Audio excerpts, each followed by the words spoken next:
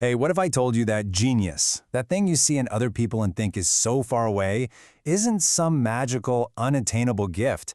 What if it's actually a state of mind? A state that you can literally build for yourself.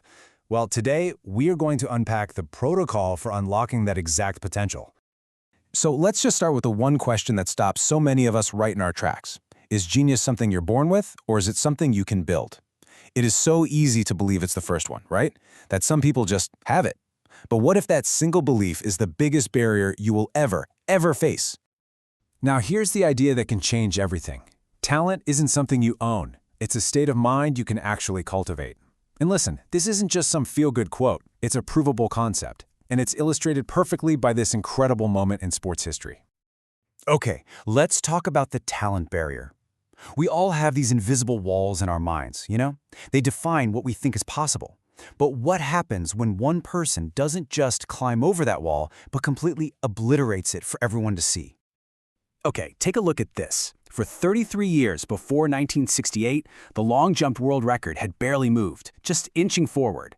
Then one guy, Bob Beamon, does the impossible. He doesn't just break the record, he smashes it by 55 centimeters. But the truly amazing part, the mind-blowing part, happened 4 years later. At the very next Olympics, a huge number of athletes suddenly started beating the old record. The impossible had just become the new normal. I mean, think about that for a second.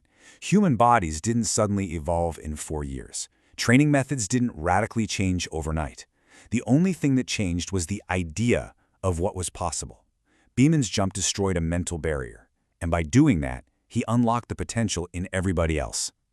So the real question for you is, what mental barriers are you accepting as physical realities in your own life? The answer to why we even have these barriers in the first place, well, it lies deep in our own biology. There's this powerful, ancient program running in your brain right now, and its number one priority isn't your growth or your happiness. Nope, it's just survival. So let's call this program the villain of our story, even though it really has good intentions. Its entire job is to keep you safe by making sure you just repeat whatever you did yesterday that didn't get you killed. It's an incredibly efficient way to conserve energy, but it's also the exact reason you feel so much internal resistance whenever you try something new. And this slide right here shows the fundamental conflict we all live with every single day. On one side, you have your conscious mind, the part of you that wants to grow, that wants to learn, and it's pushing for new challenges. But on the other side, your survival program is slamming on the brakes because it sees anything new as a dangerous waste of energy. That internal tug of war, well, that's the very definition of feeling stuck. And here's the survival program's logic in a nutshell. You can almost hear its voice, right? It's not mean, it's just brutally practical. It thinks, hey, did you make it through yesterday without knowing Spanish? Yeah? Okay. Then learning it today is a pointless risk. It will actively fight against anything that isn't required for your immediate survival. So the big question is, how do you get around a system that's designed to keep you exactly where you are? Well, the trick isn't to fight your survival program because, let's be honest, you'll probably lose. The trick is to give it a new job.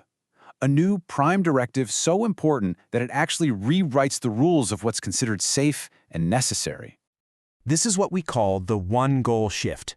By making develop your mind your absolute number one priority, you hijack the survival program's logic. All of a sudden, challenges stop being threats to avoid and become opportunities. They become the very fuel you need for your new mission. And the effect of this one tiny shift, it's exponential.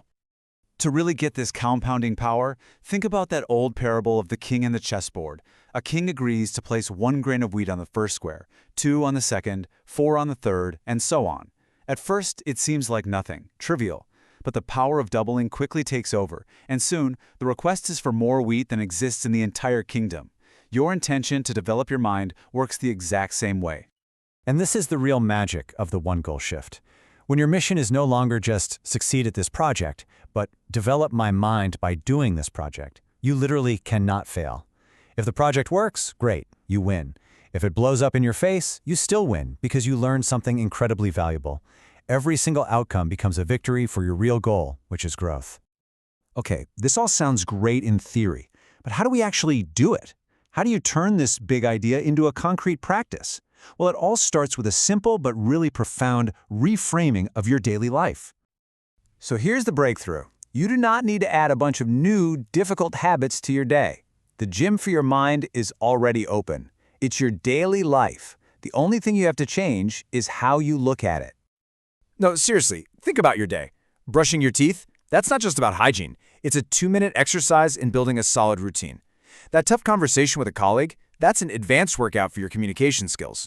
Once you put on these new glasses, you start to realize every single moment is a potential rep for your mind. So how do we make this practical? We can use a simple technique called the portals method. It basically gamifies your growth with one simple rule. Pick one thing you want to get better at and commit to doing it exactly 100 times. So why that specific number? Well, 100 is kind of the sweet spot. It's big enough to force real change in your brain, to carve out whole new neural pathways, but it's also small enough to feel achievable from the starting line.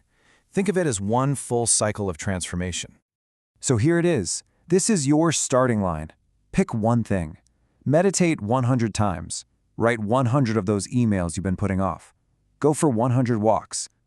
That simple commitment is the first deliberate act of rewriting your brain's old survival code.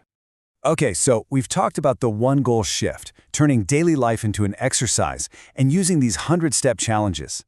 But what is all of this actually for? What's the ultimate skill we're building underneath it all? It really all boils down to a single foundational cognitive ability. This is the true definition of a developed mind.